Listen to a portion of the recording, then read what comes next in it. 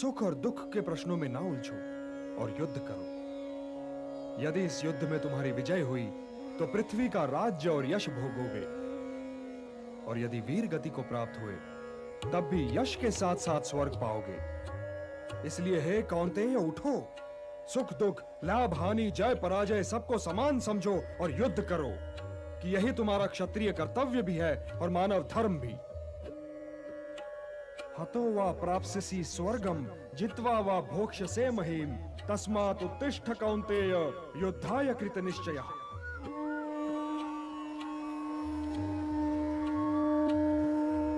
मेरा हाथ तो अब भी गांडीव की ओर नहीं बढ़ रहा है केशव। मेरी समझ में तो अब भी ये नहीं आ रहा है कि इस युद्ध से लाभ क्या होगा। लाभ, हानि ये दोनों ही सापेक्ष शब्द हैं धनंजय। मैं जानता हूं कि तुम्हें पृथ्वी के भोग या स्वर्ग के सुख की कामना नहीं है। इसलिए हे कौन्तेय, सुख दुखे समे कृत्वा लाभा लाभौ जया जयौ ततो युद्धाय युज्यस्व नैवं पापम अवाप्स्यसि। सुख दुख, लाभ हानि, जय पराजय से ऊपर उठो पार्थ।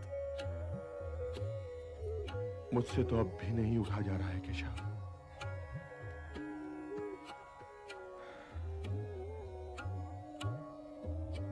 अब तक मैं तुम्हें ज्ञान और विवेक की दृष्टि से समझा रहा था पार्थ, जो जीवन के आर पार देख सकती है और सत्य की गहराई में झांककर उसकी अंतरात्मा का स्वर समझ लेती है। किंतु कदाचित तुम उसकी अमूर्तता में उलझ गए। तो व्यावहारिक कर्म की तुला में इस क्षण को तोलकर देखो पार्थ। व्यावहारिक कर्म की दृष्टि से अपने कर्तव्य के विषय में निर्णय लो, तब भी तुम इसी निर्णय पर पहुंचोगे कि तुम्हारे लिए इस युद्ध में भाग लेना आवश्यक है।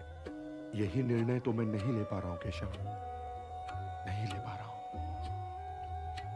तुम ये निर्णय केवल इसलिए नहीं ले पा रहे हो पार्थ कि तुम इस क्षण को केवल व्यक्तिगत लाभ और व्यक्तिगत हानि के तुला में तोल रहे हो। यही तो मोह का बंधन है पार्थ, यही तो तुम्हारे शोक की जड़ है। और इसीलिए तुम्हारा ये कायर, पलाय और कलंक में डुबोने वाला शोक न तुम्हारे हित में है और न ही समाज के हित में। यह शोक न वर्तमान के लिए शुभ है और न ही भविष्य के लिए। लाभ और हानि की इस कामना में न भटको पार्थ।